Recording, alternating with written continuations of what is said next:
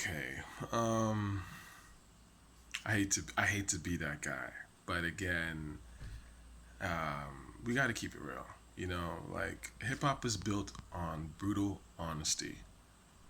That's the culture. That's what makes the culture so dope. Because when you're brutally honest, stuff changes, right? Things evolve.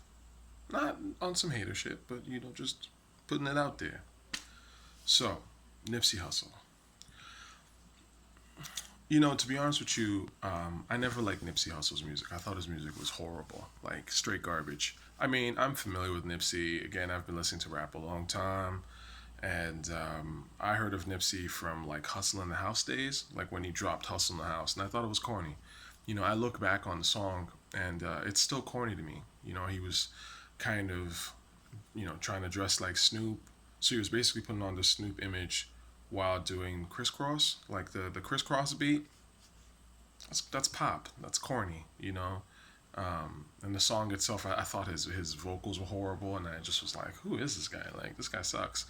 But he continued to release music. He had Bullets Ain't Got No Name series, and you know he had, like, I remember there was this one girl I was trying to talk to a little bit, and she was, I think, from Crenshaw actually, and I think she stopped talking to me at the time because I thought, I told her that Nipsey was trash, and she was a huge Nipsey fan. So, and this is like 8 years ago type of thing, man. So she was on it like pretty early compared to most people. Yeah, man, I never liked Nipsey's music. I always thought his music was really stupid and very clout chasey. Like, like he wasn't saying nothing. He wasn't. His beat choices weren't interesting. His flow sucked. It was just.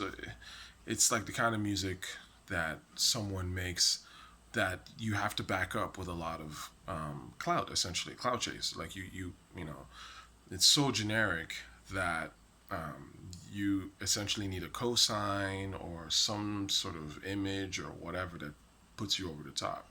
Because nobody's sitting there being like, "Yo, this song is incredible." Nah. And I saw it with Nip right away. I remember when he did that whole selling his album for $100, which I thought was goofy. It's that sort of fake businessman stuff that a lot of rappers love to be on, and is actually pretty hot with the black community. I get it. Look, listen, man. Like, money is tough to come by for a lot of us, and institutional racism keeps us broke. So when people talk about getting money, it strikes a chord with us every time, and it always will. As long as the system doesn't change. So I get it, but that's where you start to get these fake, business guys, these millionaires or whatever, or hustlers, But really, all they're doing is selling an image, and they're probably not making all that much money off it. Meanwhile, they're actually enriching whatever record label that they're signed to and stuff. And so I never cared for that.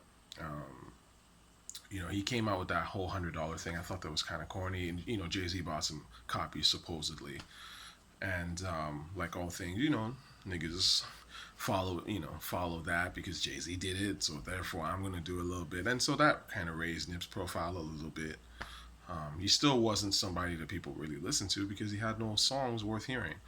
And then I think what kind of really put him over the top, like in terms of getting him to that next level, was the whole thing with him and Lauren London. I remember hearing that he had gotten with Lauren London. Lauren London is cute. A lot of people, lust after her on some real shit, and so him getting with her, and then I think he like broke up with her on Twitter or whatever, some goofy, cloud chasing stuff, attention whoring shit, and you know, so that raises profile because in this era, it's all about who you date and who you're with. That's automatically stamps you, which I think is super fascinating because it wasn't like that growing up, really. The idea of the coupling up of rappers and stuff is a fairly new phenomenon to me. I think Jay really kicked that off. But anyway, different topic.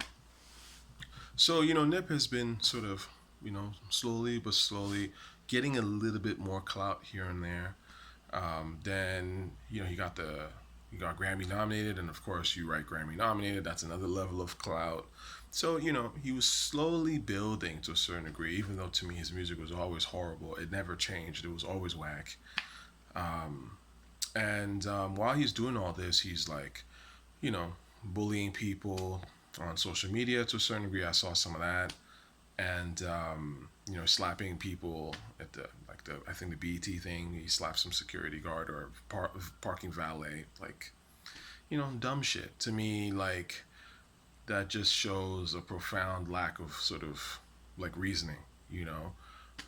So I wasn't at all surprised to hear that he got clapped. I gotta be honest with you. I just was not surprised when it happened. I was like, yeah, this is part of the course. He's doing the Pac thing. He's clout chasing. And Pac was the supreme clout chaser. People don't keep it real about Pac, and that's why these things keep happening, because you know they try to portray it as, oh, black man hating on another black man. He was Pac was a revolutionary, and how dare another black man take him out. But the reality of the matter is that Pac was a fake revolutionary, just like Nipsey was a fake revolutionary or fake business guy, or whatever. And their dumb decisions led to them getting clapped. Now, from what I'm seeing, okay, let me just put a disclaimer here. It's nothing personal. I don't know Nipsey. I don't know his family. None of that. I have no beef with Nipsey as a person. I don't know him. I'm just criticizing the music and the persona, like what I experience as a fan, or as a listener, and I don't like it. So that's just what I'm giving my opinion on. I don't know the dude personally. He might have been playing a role this entire time. He was a good church boy, whatever. I don't know, but I do know that as an adult, that if you out here sort of getting into problems, and sort of if you're just always fighting people to a certain degree, or being disrespectful to certain people, like that shit can get left. Sorry, it can go left real quick. You just don't know. I mean, for maybe 9 times out of 10, you're okay. No one tests you, and then there's gonna be that one guy that goes, "Oh hell no, bow." And that's why, even if you feel that you can beat up somebody or you can talk a funny way to somebody, the best idea is to not do it, because you just never know. Trust me, man.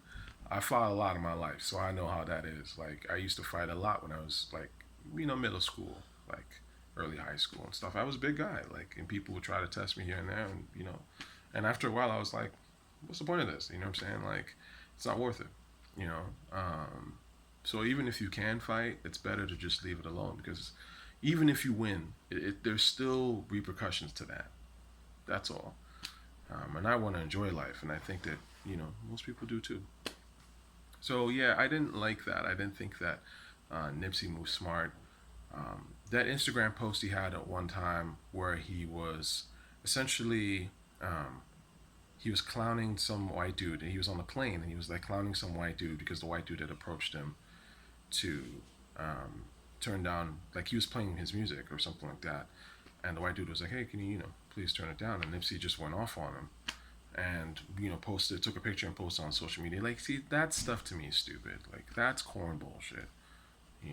Like, you're clout chasing, and like, yeah, some people are gonna buy into that and go, "Oh yeah, you gotta put Whitey in his place," but and I'm all for putting Whitey in his place, but that's not the time, and that's not even the right circumstance.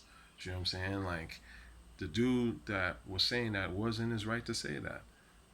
I've been on a plane before. There was a white lady sitting next to me, and she was playing something, and I was like, "Can you please like turn that down?" Like, what I'm saying? I don't need to hear your podcast. She didn't realize actually that she had actually connected her earphones, but I guess her the cord wasn't working well or whatever. So she didn't even realize that she was broadcasting her podcast. She's got her headphones on, but she didn't even realize that it wasn't working or whatever. And she apologized.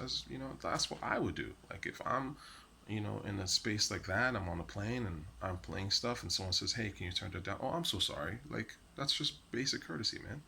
So I never understood stuff like that, man. I didn't like the way that Nipsey moved. I thought he moved like a bully. He was, if you look at some of his like, I know there's like a TMZ footage or something out there where he's like, "Yo, I'm gonna beat this dude up or come through or whatever." And come on, man, you put certain energy out there, you're gonna catch that energy. I don't believe for a second that this dude was as rich as people say he was. I think a lot of that stuff is fake business talk. You know, um, that whole "I'm independent" stuff. I don't buy it. All these rappers swear they're independent, but they're usually been signed for years. It's a gimmick, And my point is, why would you lie about stuff like that? Like you're misleading the babies, you know. And my thing is, don't mislead the babies. Try not to, anyways. Yeah, man. I mean, it is a sad situation all around, all things considered. But at the same time, as DJ Star would say, man, streets got to eat. And if you out here talking about, I rep the street, I'm crippin' and all this kind of stuff, and you got albums titles with "Bullet Ain't Got No Name," "I Shoot You and Your Mama," and that's your thing. Am I really supposed to be sad when it comes back and bites you in the ass? I mean, I can only be like that sad, but I'm not gonna be like bawling my eyes out. It's not really that sad of a situation. It's just kind of what happens, unfortunately, and that's why um, you know, you don't glorify the bullshit. You know, that's all it is. Essentially, it's bullshit. So yeah, I mean, I would have liked people to kind of be honest about it because look, the more time goes by, people are gonna realize that Nipsey wasn't this sort of philanthropic business guy that he was cracked up to be. He was probably hanging out on the block all the time, getting involved and still active. What are you still doing, man? You were supposed to be this business guy, and you're on the block hanging out and doing stupid shit. Like, really? That's what I'm saying. I don't buy it, man. Business people I know, they're not involved in that stuff. They're out here actually really working and getting their money. So, you know, I would love for us to really be about it instead of just talking about it. And I understand like a guy like Nipsey's sort of background and story, again, is very very appealing to some of us. Especially some of us that from the hood. We've dealt with a lot of trauma in our lives, and we want to come up. I was just having a conversation with a brother about this like 2 days ago. You know, and we want to let people know like, yo, we want next, and we are going to come up, but we also want to be able to bust our gun just to let you know, because we tie. It's that feeling of like, yo, I've been shitted on my whole life. Like, you're not gonna tell me what to do or not to protect my mans or whatever. Like, you're not gonna talk to me a certain way because I'm here. I get that, but again, that kind of attitude will get you clapped out here, unfortunately. And you have to decide, like, if you really want to move away from the trauma and the bullshit, you kind of have to just go, you know what? Let me leave that alone. I'm trying to come up. I'm trying to do my thing. I don't want no drama. You can't want to move past the drama but still entertain and like welcome the drama. It doesn't kind of work, you know what I mean? Now it's different if someone comes to you threatening your life, threatening your kid's life. Obviously, you know, you're not going to sit down and just take that.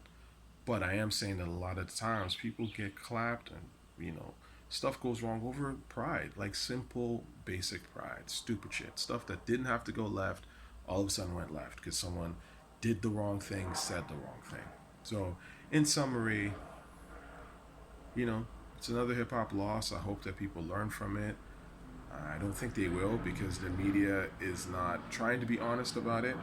And so kids are going to end up making the same mistake, man. I remember saying way before Nip passed, and talking about the whole Pac thing, how if we don't educate the kids on like what really happened with Pac, someone is going to end up going out just like Pac, and Nip is that guy. Anyway,